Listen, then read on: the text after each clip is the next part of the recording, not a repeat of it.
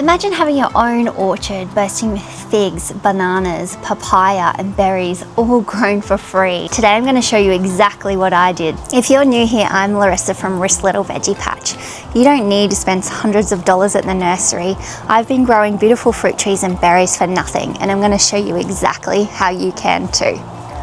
Let's start with two of my favorites and two of the easiest, figs and mulberries. These trees strike so easily from hardwood cuttings.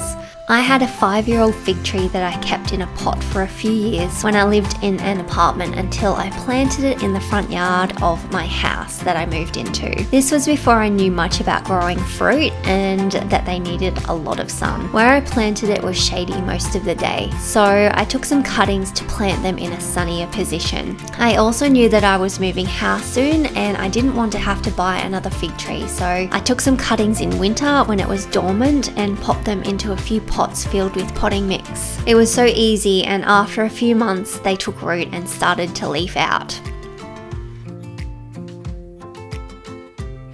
They got neglected for at least 8 months until I moved house when I repotted them into bigger pots, and this is them today.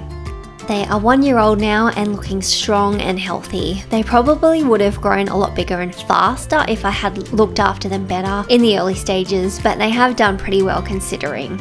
I did exactly the same with my dwarf black mulberry tree when I was pruning it. I took some of the branches and popped them into pots. A few months later they started growing and producing leaves. I planted 2 out into the garden bed at my old house and kept 2 in pots for when I moved. This is them today, and they have tiny little mulberries forming on them. I won't get a huge harvest this year, but it's amazing that this little tree that is not even a year old is producing fruit already. I can only imagine how quickly it will grow once I plant it in the ground. I will link a video above showing the massive yield I got of the original mulberry tree in its first year. Next up, red papaya, or pawpaw as we call it in Australia. Papayas grow fast in our subtropical climate. You could be eating your own homegrown fruit within a year and they taste amazing. They are one of my favourite fruits, and they are so easy to grow from seeds. All you need to do is cut open a ripe papaya, scoop out the seeds. After a quick rinse, you can scatter them straight into the garden or a seed tray, or let them dry out on paper towel to be planted out at a later date. Kevin's father started a whole bunch from seed and gave me about 8 of them once they had grown to about 30 centimeters tall. I have planted them in this garden bed, which doesn't get a lot of sun through winter, but I'm hoping towards spring and summer they will get full sun and spring upwards. I think this one might be producing a fruit already.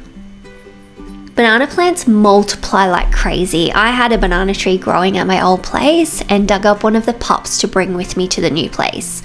I put it in a pot for a few months before planting it out into the garden bed. It thrived in a pot in full sun. I also purchased a super dwarf Cavendish banana plant that was on sale at the nursery.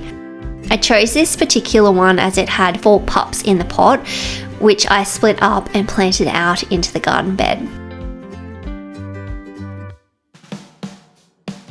So for the price of 1 banana, I ended up getting 5.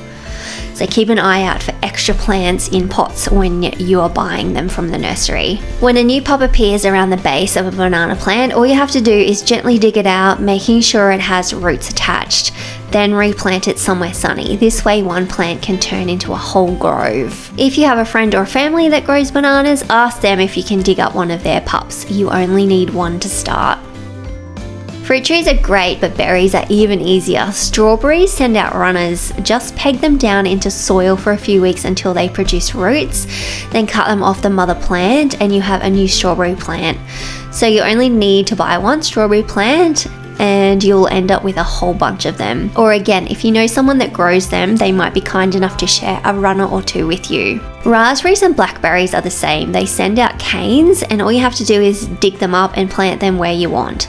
I keep mine contained in this pot, but I started with 1 little plant that was on sale at the nursery, and now this pot is filled with canes. I recently cut them all down as they are finished fruiting for the year, but I know I'm going to get a massive harvest this year when they start growing and fruiting again. This will be its 3rd year of fruiting. So whether you're growing from seed, propagating cuttings, dividing up banana pups, or planting strawberry runners, you can grow a backyard orchard without spending a cent. Give this a try and watch your garden and harvest grow. If you enjoyed this video, please hit like and subscribe, and check out my other videos for more growing food tips. Thanks for watching. I'll see you next week. Bye.